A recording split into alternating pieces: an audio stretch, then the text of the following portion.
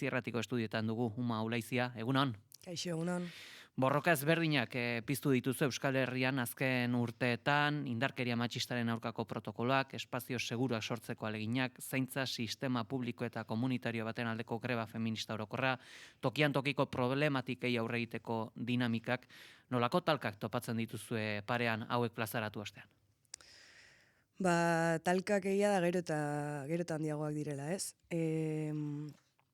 Alde batetik, badelako testu ingurua globala eta baita ere lokala are eta bortitzagoa, gero eta bortitzagoa ikusten dugu prekarizazioa areagotzen ari dela, eskuin muturra goraka doala, eta zentzu honetan ere, baita ere, ez dela hau soilik alderditan ikusten, baita ere zentzu komunean ere izan duela nolabaiteko poso bat, eta ideia reakzionarioak areagotzen ari direla, eta hor, bereziki nahi genuen errekalkatu edo feminismoaren kontrako erreakzio bat ere badugula, ez? Orduan, talka horien aurrean ere, ez dakit, jarraitzen dugu borrokan, eta horten ere kaleak hartuko ditugu martxoaren 8an.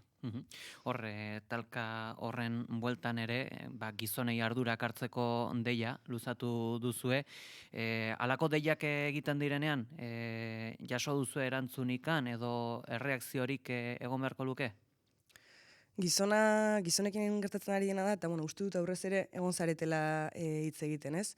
Egia da, alde batetik eskuin muturraren goraldi honek, bai, irekitzen duela errelato bat, fokoan jartzarena mugimendu sozial eraldatzaileak eta horien artean feminismoa. Eta badagoela, kosmobizio horretan edo feminismoaren kontrako mezu zuzenak, eta erabiltzen ari direla gizon zuriekin nolabait konektatzeko ere, inkluso diskurtso antifeministak, eta horrek ikusi dugu poso bat utzi duela. Orduan, batetik hori eta bestetik ere gertatzen ari dena da nolabait uste dut, gure boteretzearen aurrean ere, nolabait privilegioak kolokan ikustearen ondorioz ere, erreakzio bat gertatzen ari dela, eta horiek nolabait nahasi egin direla, eta beraz, horien testuinguru honetan edo, erabaki beharko dutena da ze aldetan egon nahi duten. Ea izan nahi duten nolabait eroale, ideia feministen eroale eta indarkeria matxista gelditzeko ere agente, edo kokatu nahi duten erreakzioaren aldean. Hor, hain zuzen, erantzun horiek aldarrikatuta, erantzunik ez baldin badago, edo gotortze jarrenak baldin badaude, hor zer egin behar da? Zeintzuk izan beharko lirateke horri aurre egiteko baliabideak? Guk egiten duguna da seinalatu privilegio egoera horiek eta privilegio egoera horietan eutsi nahi duten gizonak, ez dakit, uste dut ez dagoela erantzun bat eta bakarra, eta ez dakit ere zein puntura arte izan beharko litzateken gure ardura ere, etengabe egotea esaten bakoitzak zer egin behar duen. Baina bai uste dut nolabait tentsionatze edo politizatze edo kolokan jartzaren ondorioz botere diferentzia horiek eta gotortze horiek horrek ere mugimendu bat eragin dezakeela. Uste dut ere aldaketak leku desberdinetatik egin daitezkeela, batzutan agian elkarrezketaren edo pedagogiaren bidezkoak dira gehiago, bestetan gatazkaren bidezkoak. Eta hor bakoitzak hartu beharko duela ardura, ez dela soilik mugimendu feministarena, baizik eta oro harrez, eraldaketan sinesten duen agente ororena. Hain zuzen, galdera egin dizudanean ere, konturatu naiz, noski hor aipatu du, mugimendu feministak zer baino etxeko lanak dituena gizonak gara. Hain zuzen, ez dakit, ikusten duzue, mugimendurik badagola gizonon artean, edo privilegioan bueltan badagola gotortze bat ere? Ez dakit orokortu daitekeen, bai, ikusi duguna bada, mugimendu feministak lan egin duenean, azken urteetan erreakzioa areagotu bai egin dela, modu zuzenagoan edo. Azkena, aurrekoan ere aipatzen egon ginen justo, Laudion egin zutenean ere mugimendu feministak salaketa publiko bat, estenatokira igo ziren, eta salatu zutenean eraso bat zuzenean izan ziren seinalatuak, eta ikusi zen nola gizonen arteko konplizitate edo anaidia horrek ez, nahi zigon zilegitasuna kendu salaketa horretan. Orduan, zentzu horretan bai ikusi dugu esplizitatze bat, kolokan jarri nahi izatean era feminismoa bera, eta hori salatzera aterako gara. Gero posizioak nahi dut pentsatu, pues, oro har gehiago ere egongo direla, ez? Baina bai estrukturalki ikusi duguna giro bat, eta, bueno, pues, horren aurrean bakoitzak beretik ikusi beharko duela, nondik eragin nahi duen. Hor, zaintza grabaren ostean, Nafarroako eta Euskal Autonomia Erkidegoko gobernuei bilerarako deia egin zitzaian. Hainbatetan galdetu izan dugun kontua bada, ea nola bukatu zen bilera eskaera hau, baina jakin nahiko nuke, aldarrikapen honek nola jarraitzen duen, ze zaintzaren arazoak hor jarraitzen du, nola eman behar zaio bide honi? Bueno, esan duzu bezala entzungo egin zieten gobernuek, EAEkoak zuzenean eta Nafar gobernuak lehenengo beste bilera bate bertako inaiekin bideratu ziguten, baina gobernuarekin azkenan ezin izan genuen hitz egin.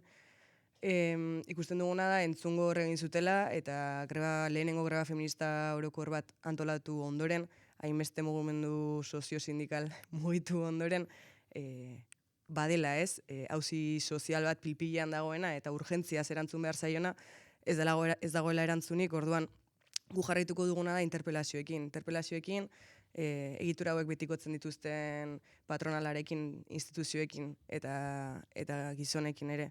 Orduan hortan lanean jarraituko dugu, bagabiltza ere bizitzak erdigunean koordinazioak lanean jarraitzen du, eta urrengo inflexio puntuak antolatzen. Hor, bestalde, baita ere, feminista zuriak ere interpelatu dira, gatazka dago, feminismoaren izenpean zabaltzen diren diskurtsoekin? Bai, gatazka feminismoaren barnean, inondik ere. Gertatzen ari dena da, emakumeen babesle gisa ikusi ditugula ateratzen, eskuin muturretik, datozen diskurtsoetatik sektore batzuk, ez? Salatzea, alde batetik, hau sustengatzen duela errelato patriarkal batek, badela salbatzaileak behar ditugula, eta badirudi emakumeen babesa soilik axola zaiela bestelako zapalkuntza bat indartzeko balio dienean, kasu honetan arrazismoa dena, ez? Orduan,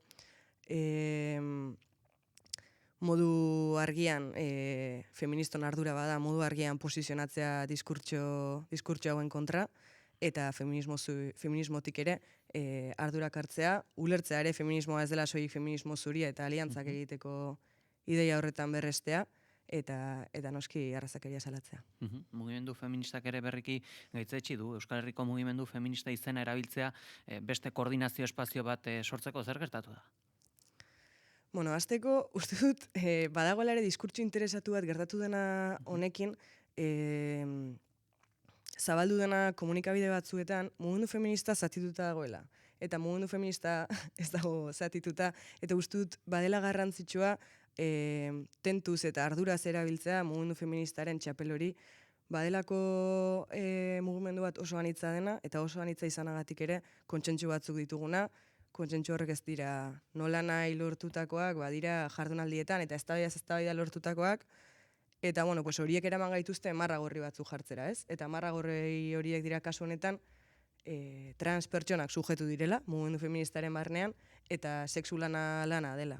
Eta zentzu horretan, puteen kasuan ere, lan feminizatu eta prekarizatu horren bezala, eskubide guztiak aldarrikotuko ditugula, ez? Orduan, marra gorri hauetatik ez garela pasatuko, eta hori ez dela, nolabait, mugimendu feministaren zati batena, baizik eta asamblea antolatzen den mugimendu feminista batena, eta hori nolabait izen hau, edo Euskal Herriko mugimendu feministaren izen hau, tentuz eta arduraz erabili behar dela.